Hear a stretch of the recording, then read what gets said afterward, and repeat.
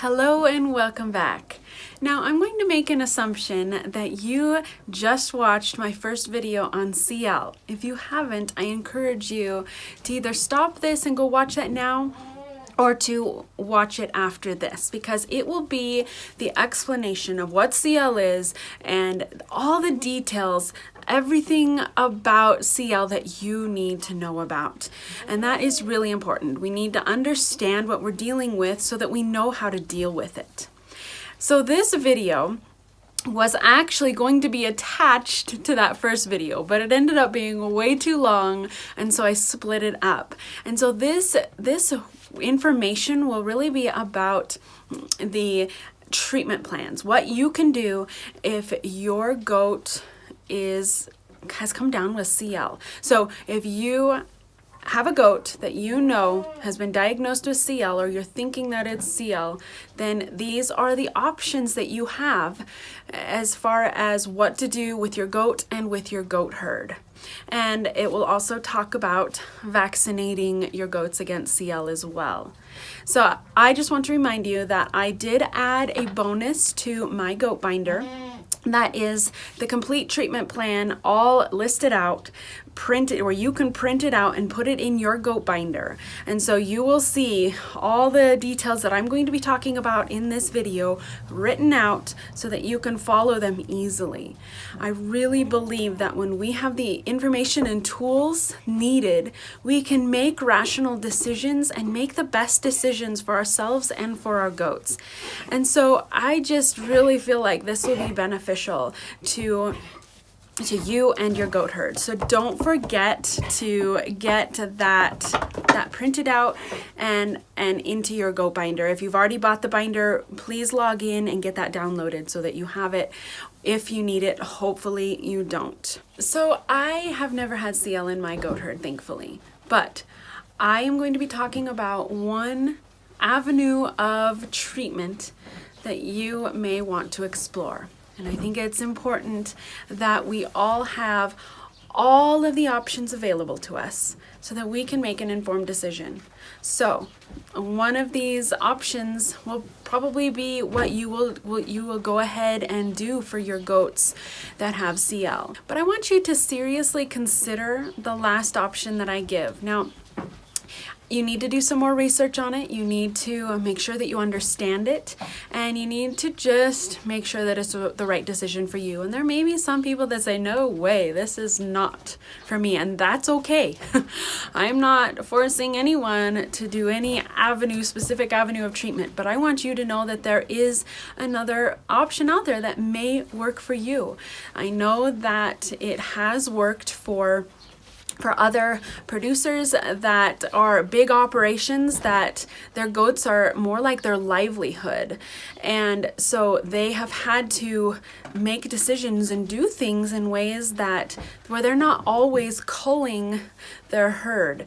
And so I just think that it's important to know that it is an option and it may work for you. So this is going to be a very informative video. So I'm sorry that there's not going to be a lot of overlays. There's not going to be a lot of pictures and video because I don't have any personally, and I don't have time to ask around and get permission to use other people's videos or pictures that they might have. So this, if you are dealing with CL, then this is going to be just exactly what you need, the information that you need. And so it's a very just informative and informal, and I really hope you enjoy it and that it helps you out in your goat raising journey. Enjoy. Next, I wanted to talk a bit about what is not an effective treatment for CL. Antibiotics are not effective in treating this bacteria. This is a sad truth, but it's because the pus is actually inside a tough, fibrous capsule, and medicine can't penetrate inside the wall to kill it. This means that you need to decide how you are going to handle this problem. You have several ways that you can treat and handle CL. These are those options. So let's talk about that now. One avenue that you can take is to cull the affected goat. If you do this, you will need to make sure that you aren't sending an oozing goat to the sale barn, because remember, oozing means spreading this infection everywhere the goat is. Or you could put the goat down. You could also completely cull your entire herd. Then you would do a complete and insane but necessary cleaning of your entire goat barn, pen, your feeders, your waters, your troughs, the ground, the fencing, everything, to try to kill the bacteria. Maybe you would even wait a few years and then start again with a new herd. You can also take each infected goat, quarantine them, and choose to drain the abscesses. Just know that this requires the goat to be completely isolated until she is completely healed, which can be a full month or more. And when the abscess is opened up, the bacteria is contaminating that environment, and there is a potential of transmission to you or anyone working with the goat. If you do go this route, wear protective clothing and gloves, and then do not use that clothing around your other goats. Burn the clothes.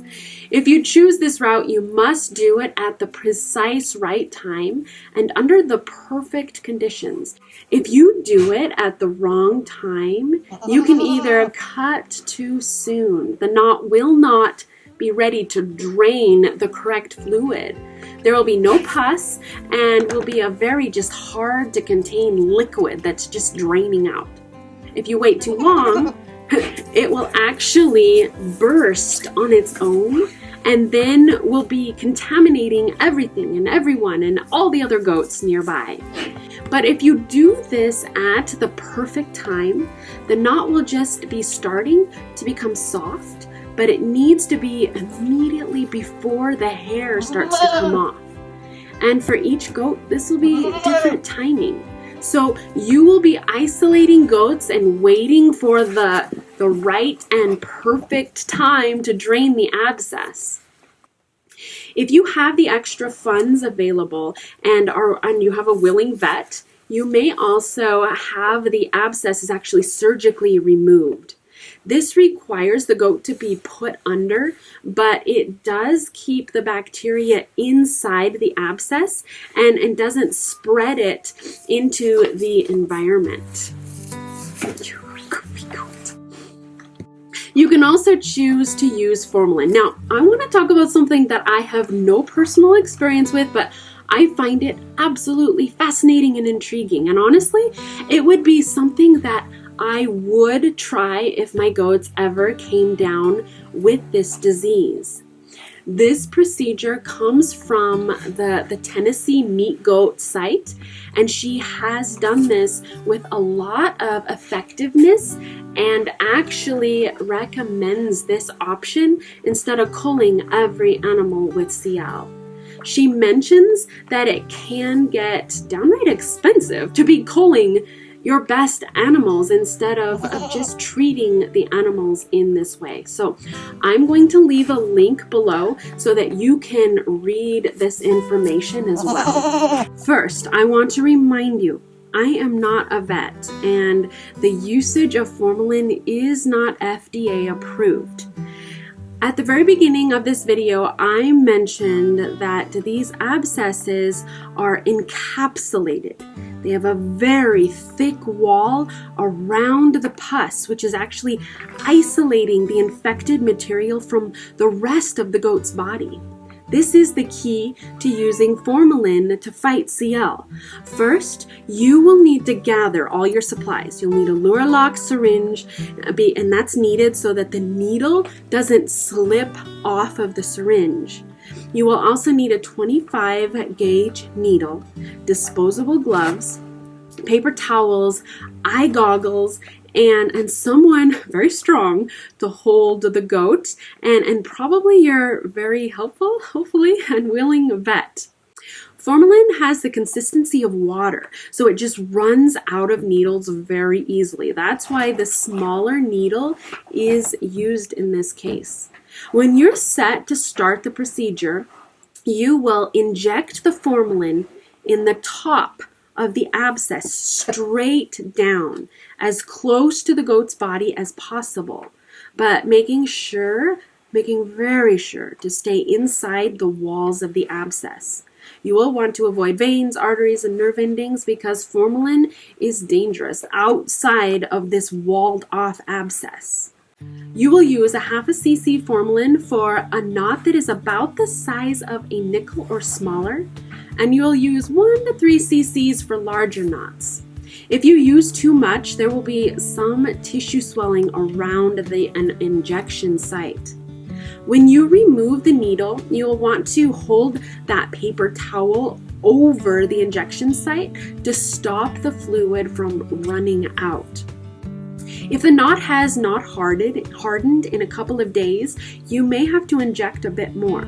If you do have to inject, be careful that the formalin doesn't blow back at you because of the partially hardened knot that you're sticking the needle into. But if enough was put inside the abscess within a couple of days, the knot will become embalmed. The formalin ended up mixing with the pus and it hardened. You may have the hardest time with those chest abscesses. You will have to use several cc's over a period of several days to make sure that it is completely saturated with the formalin. You don't want to get formalin in your eyes or on your skin. If you do happen to get it on you, just flush it with water. But this is an interesting fact that I learned in my research. Formalin was used as a fresh milk preservative in the early 1900s, and generations of Americans consumed it. So don't think you're going to be on death's bed if you get some of it on you. After the knot has become hard and embalmed, after 4 to 6 weeks, maybe a little bit longer, the abscesses will actually start to shrivel up and dry up and fall off. They'll actually start to peel off of your goat. And the embalmed knot that you find laying on the ground shouldn't be infected if everything was done properly. What makes this treatment so intriguing is that there is no exposure of the bacteria into your environment. You don't have to care for an isolated and healing goat for months on end, and that means less stress on you and them. Now, I understand that this may not be for everyone, and there probably will be some who really oppose this idea, but man, I'd rather save my goat, giving them a remaining healthy life, and also not be spreading the disease around my property. So truly, we all just need to decide for ourselves, our goats, and our environment, what is the best solution for each situation. So study and study some more, and then make your decision. Before we end this video, I want to talk about one last thing. There is a CL vaccine available for your goats and is a control option for CL. I'll leave a link below again for that vaccine. It's important to know that when you give the vaccine, you are giving your goats a killed version of the bacteria, which causes your goats' immune system to be tricked into thinking that it's being attacked, and therefore it creates a response and builds immunity to the actual real bacteria. If your goat is healthy and has a good immune system, then they will create antibodies and hopefully then is safe if they ever come in contact with the actual live bacteria. But after you give the vaccine, your goats will test positive for CL. But I've already covered what testing positive means for your goats. And it's important to know that no vaccine is 100% effective. And just some goats just aren't as good at utilizing the benefits that a vaccine provides either. But they are less likely to develop CL if they have been vaccinated. Your goat might also get an injection site knot. It will be firm and not soft and usually resolves themselves over time. It's just the goat's body's immune system, just the response to the vaccine. But don't inject any formalin into those knots. You will give 1 cc of this vaccine with an 18 gauge needle, and you do it sub-Q or under the skin at the neck. There will be 2 shots to begin with. The first shot will be on one side of the neck, and when you give the booster shot, it will be the other side of the neck.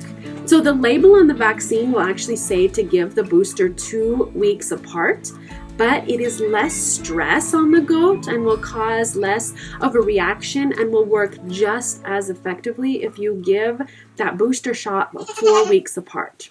And then you will give the vaccine 1 time a year after that. I just want to remind you again that I am not a vet. I'm just a gal who loves goats and wants to help you raise them with as much health and vigor as possible. With anything that I've mentioned, you need to do your due diligence and study this out and then make up your mind on how you will treat and control this disease. If you made it this far, you get extra points, extra goat points. In fact, why don't you just go ahead and get another goat like you've been wanting to do? And since your goat herd is growing, you will need to be keeping extra diligent records, so don't forget to get my goat binder to call your very own. Thanks for watching, and we'll see you in the next video.